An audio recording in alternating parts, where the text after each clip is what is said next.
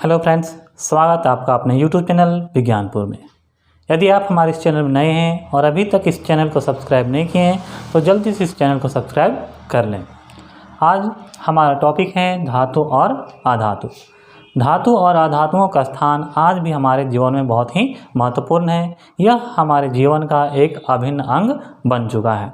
तो अभी तक कुल मिलाकर के 118 तत्वों का आविष्कार हो चुका है। कितने तत्वों का? 118 तत्वों का आविष्कार हो चुका है। और इसमें से 2/3 जो भी तत्व हैं वह धातु ही है। ठीक है, तो आज हम बहुत सारा उपयोग जिस भी बर्तन को करते हैं वह मुख्य रूप से धातुओं के ही बने होते हैं। तो आज हम धातु के भौतिक और रासायनिक गुणों के बारे में अध्ययन करेंगे, समझेंगे। ठीक है, तो चलिए शुरू करते हैं धातु के भौतिक गुण। तो सबसे पहला जो इसका भौतिक गुण होता है वह होता है इसका इलेक्ट्रॉनिक विन्यास, इलेक्ट्रॉनिक कॉन्फ़िगरेशन। और सबसे पहले हम ये समझेंगे कि इलेक्ट्रॉनिक विन्यास होता क्या है। तो पिछले क्लास में कक्षा 9 में आपने पढ़ा होगा कि इलेक्ट्रॉनिक विन्यास किसी भी परमाणु के प्रत्येक कक्षाओं में इलेक्ट्रॉनों की संख्या को दर्शाता है। तो किसी भी परमाणु के विभिन्न कक्षाओं में इलेक्ट्रॉनों की संख्या को ही क्या कहते हैं? इलेक्ट्रॉनिक विन्यास कहते हैं। तो ध्यान देंगे, जो भी धातु होते हैं इसका जो इलेक्ट्रॉनिक विन्यास होगा वह उसके इलेक्ट्रॉनिक विन्यास के बाहरी कक्ष में या तो 1 इलेक्ट्रॉन या 2 इलेक्ट्रॉन या 3 इलेक्ट्रॉन होता है। उदाहरण के लिए हम समझेंगे, जैसे सोडियम का परमाणु संख्या कितना होता है? 11 होता है। इसका जब इलेक्ट्रॉनिक विन्यास लिखेंगे, इलेक्ट्रॉनिक कॉन्फ़िगरेशन लिखेंगे, तो पहला कक्ष में 2 इलेक्ट्रॉन होता है, दूसरा में 8 होता है और तीसरा में 1 इलेक्ट्रॉन होता है। दूसरा यदि हम देखें, मैग्नीशियम परमाणु संख्या कितना होता है?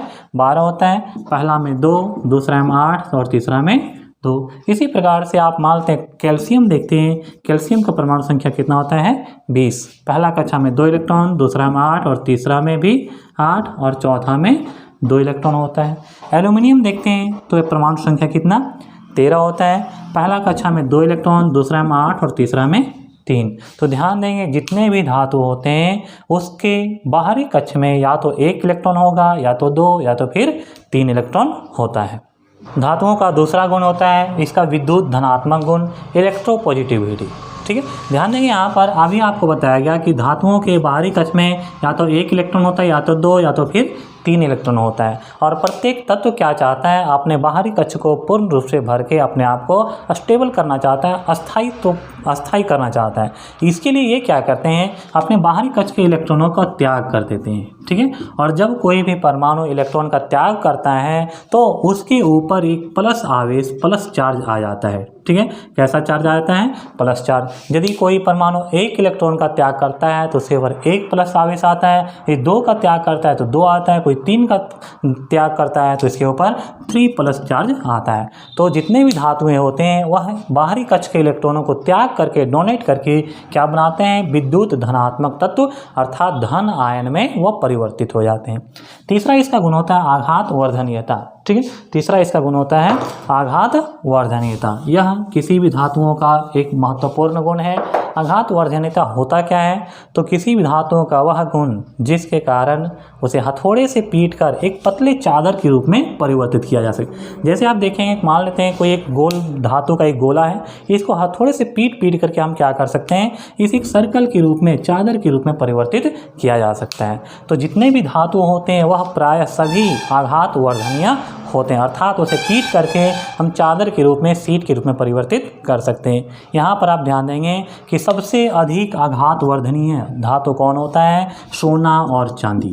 ठीक है, महत्वपूर्ण प्रश्न पूछा जाता है कि सबसे ज़्यादा आघात वर्धनीय धातु कौन सा है? सोना और चांदी। ये सबसे आघात वर्धनीय धातु कहते हैं इसे।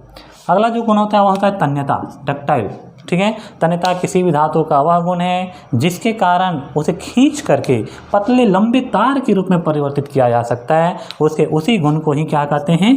तन्यता कहते हैं। और जितने भी धातु होते हैं वे प्राय सभी तन्य होते हैं। और सबसे अधिक तन्य धातु कौन होता है? सोना और चांदी होता है। यहाँ पर ध्यान देंगे कि 1 ग्राम सोना से, कितना ग्राम सोना से? 1 ग्राम सोना को यदि हम खींचना चाहें तो इससे 2 किलोमीटर लंबे तार के रूप में बदला जा सकता है। ध्यान देंगे, 1 ग्राम सोना से कितना लंबा तार? लगभग 2 किलोमीटर लंबा तार बनाया जा सकता है। अगला होता है द्रव्यनांक और क्वथनांक।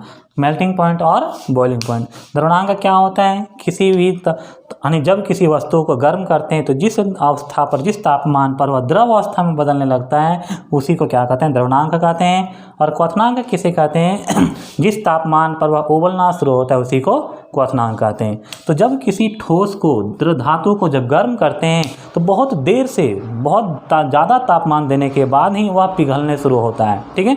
तो जितने भी धातुएं होते हैं उसका द्रवणांक और क्वथनांक ये क्या होता है, प्रायः बहुत उच्च होता है। परंतु कुछ ऐसे भी धातु होते हैं जिसके द्रवणांक और क्वथनांक निम्न होते हैं, जैसे सोडियम, ठीक है।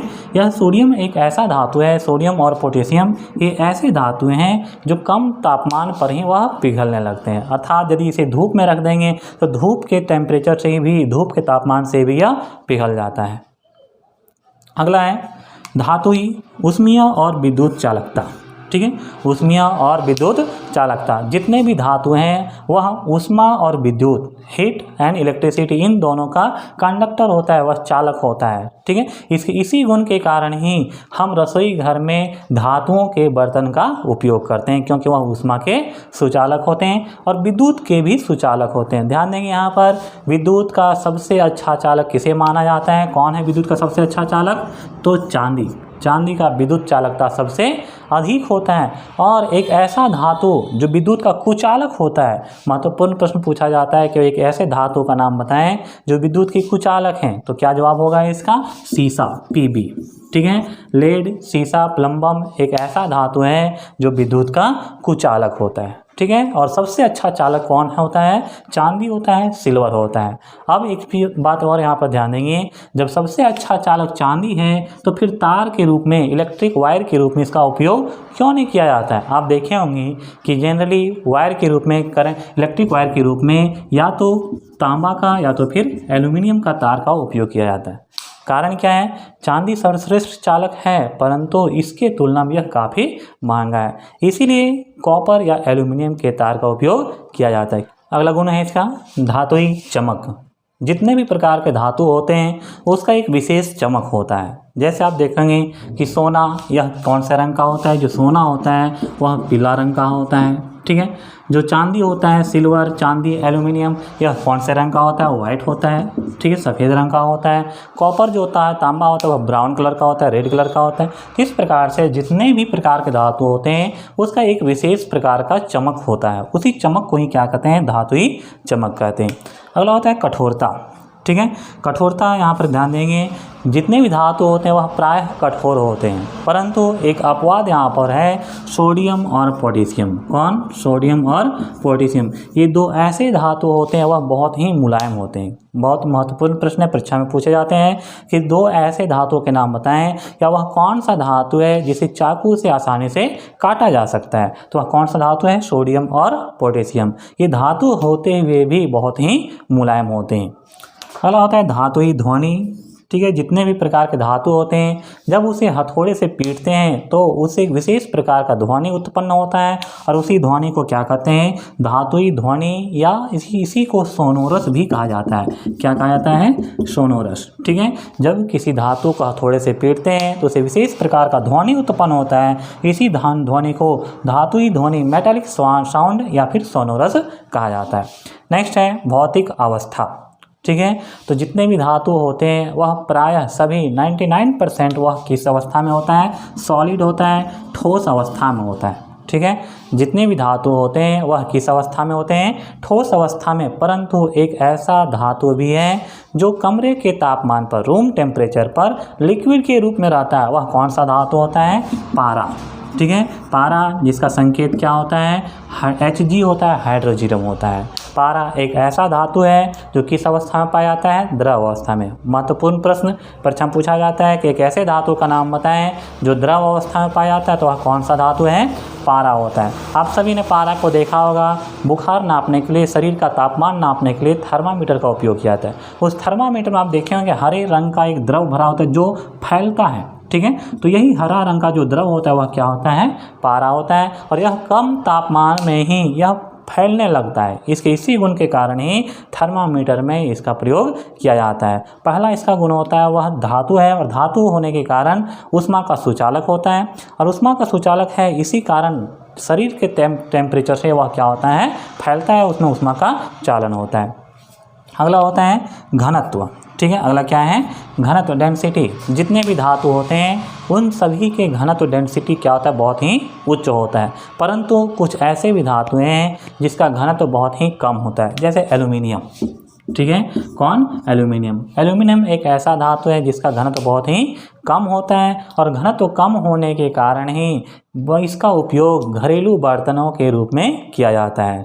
ठीक है, क्यों, क्योंकि जब ऐसे धातु का उपयोग करेंगे जिसका घनत्व अधिक होगा तो वह बहुत ही भारी लगता है, जबकि हमें रसोई घर में कैसे बर्तनों का आवश्यकता पड़ता है, जो अपेक्षाकृत हल्का हो। ठीक है, तो एल्यूमिनियम का घनत्व बहुत ही कम होता है, इसीलिए एल्यूमिनियम को कैसा धातु कहा जाता है, हल्की धातुएं कहते हैं। तो ये था धातुओं के भौतिक गुण। आगे हम पढ़ेंगे धातुओं के रासायनिक गुण। इसमें सबसे पहले है ऑक्सीजन के साथ संयोग, ऑक्सीजन के साथ अभिक्रिया। तो जितने भी धातुएं होते हैं वह ऑक्सीजन से अभिक्रिया करके भास्मिक ऑक्साइड बनाता है, बेसिक ऑक्साइड बनाता है। जैसे मान लेते हैं सोडियम है, और सोडियम की अभिक्रिया जब ऑक्सीजन से कराया जाएगा तो इससे क्या बनेगा, सोडियम ऑक्साइड बनेगा, एंड ये 2O बनेगा। यह जो ऑक्साइड है यह किस नेचर का होगा, इसका जो प्रवृत्ति होगा वह बेसिक होगा, अर्थात एक प्रकार से यह क्षारीय प्रवृत्ति का होगा, क्षार के जैसा होगा। यह समीकरण संतुलित नहीं है, इस समीकरण को संतुलित करना है। अब यहाँ पर एक चीज़ और ध्यान देंगे, कुछ ऐसे भी धातु होते हैं जिसके ऑक्साइड न और अम्लीय भी होता है और भास्मिक भी होता है, अर्थात वह एसिडिक नेचर का भी होता है और बेसिक नेचर का भी होता है। जैसे एल्यूमिनियम ऑक्साइड Al2O3 और ZnO। ठीक है, ये दो धातु हैं, एल्यूमिनियम और जिंक। इसके ऑक्साइड जो होता है, एल्यूमिनियम ऑक्साइड और जिंक ऑक्साइड, ये दोनों एसिडिक नेचर के साथ साथ बेसिक नेचर के भी होते हैं, अर्थात इसमें अम्लीय गुण भी होता है और क्षारीय गुण भी होता है। इसके इसी गुण के कारण ही इन दोनों को क्या कहते हैं, उभयधर्मी ऑक्साइड, द्विधर्मी ऑक्साइड या एम्फोटेरिक ऑक्साइड कहते हैं, क्योंकि इसमें एसिड के साथ साथ बेस का भी गुण होता है। ठीक है, महत्वपूर्ण प्रश्न है, परीक्षा में अक्सर पूछे जाते हैं। एक ऐसे धातु के ऑक्साइड का नाम लिखें जो अम्लीय होने के साथ साथ क्षारीय भी हैं, तो कौन सा है, एल्यूमिनियम ऑक्साइड और जिंक ऑक्साइड। अगला गुण होता है जल के साथ अभिक्रिया। तो जितने भी प्रकार के धातु होते हैं वह जल से अलग अलग प्रकार से अभिक्रिया करता है। कुछ धातुएं ठंडा जल से रिएक्शन करता है, अभिक्रिया करते हैं, कुछ धातुएं गर्म जल से, और कुछ धातुएं उसके भाप से अभिक्रिया करता है। तो धातुएं जल के साथ अलग अलग अभिक्रिया करता है। इसमें एक बात का आप ध्यान देंगे, जो कॉपर होता है, तांबा, यह गर्म जल से अभिक्रिया नहीं करता है, और इसके इसी गुण के कारण ही गर्म जल रखने वाले जितने भी प्रकार के टैंक होते हैं, वस्तु होते हैं, बर्तन होते हैं, उसमें किस धातु का प्रयोग किया जाता है, कॉपर का प्रयोग किया जाता है, तांबा का प्रयोग किया होता है। जैसे आप मिल्टन बोतल का नाम सुने होंगे। ठीक है, मिल्टन बोतल अर्थात इसी प्रकार से और भी जितने प्रकार के बोतल होते हैं जिसमें गर्म पानी रखा जाता है, उसका बर्तन किससे बना होता है, कॉपर से ही बना होता है। और भी जितने प्रकार के बड़े बड़े टंकी हैं जिसमें गर्म पानी रखा जाता है वह तांबा से ही, कॉपर से ही बना होता है, क्योंकि यह उस जल से, गर्म जल से अभिक्रिया नहीं करता है। अगला गुण होता है अम्ल के साथ अभिक्रिया। जितने भी धातुएं वह अम्ल से अभिक्रिया करके क्या करते हैं, हाइड्रोजन गैस को निष्कासित करते हैं। अम्ल के गुणधर्म में हम आपको बताए थे कि जो भी अम्ल होते हैं HCl, जब यह जिंक से, कॉपर से, ठीक है, किसी भी धातु से जो अभिक्रिया करते हैं तो वह क्या करता है, ये धातु इस है हाइड्रोजन को विस्थापित कर देता है और क्या बना लेता है, ZnCl2, और साथ में कौन सा गैस मुक्त करता है, हाइड्रोजन गैस मुक्त करता है। अर्थात धातु यदि हाइड्रोजन से सक्रियता श्रेणी में ऊपर है तभी ऐसा अभिक्रिया होता है। धातुएं जो सक्रियता श्रेणी में हाइड्रोजन से ऊपर स्थित हैं वे सभी धातुएं, चाहे वह सोडियम हो, पोटेशियम हो, कैल्शियम हो, मैग्नीशियम हो, कोई भी धातु हो, जो किसी भी अम्ल से, चाहे वह हाइड्रोक्लोरिक अम्ल हो, सल्फ्यूरिक अम्ल हो, ठीक है, या फिर नाइट्रिक अम्ल हो, किसी भी अम्ल के साथ जब इसकी अभिक्रिया कराई जाएगी तो वह हाइड्रोजन को क्या कर देता है, विस्थापित कर देता, हटा देता है और एक प्रकार का लवण बना लेता है। ठीक है, तो ऐसे धातु जो सक्रियता श्रेणी में हाइड्रोजन से ऊपर हों वह अम्ल से हाइड्रोजन को विस्थापित करता है, और जो सक्रियता श्रेणी में हाइड्रोजन से नीचे होते हैं जैसे सोना, ठीक है, चांदी, पारा, ये सभी क्या करते हैं, सक्रियता श्रेणी में, रिएक्टिविटी सीरीज में हाइड्रोजन से नीचे होते हैं, और नीचे होने के कारण कम अभिक्रियाशील होते हैं और हाइड्रोजन को विस्थापित नहीं कर पाते हैं, अर्थात वह किसी प्रकार का कोई अभिक्रिया नहीं करते हैं। तो अम्ल धातु से अभिक्रिया करके कौन सा गैस मुक्त करता है? हाइड्रोजन गैस मुक्त करता है। इस वीडियो में इतना ही। मिलते हैं अगले वीडियो में, जिसमें हम अधातु नॉन मेटल्स के भौतिक और रासायनिक गुणों के बारे में अध्ययन करेंगे।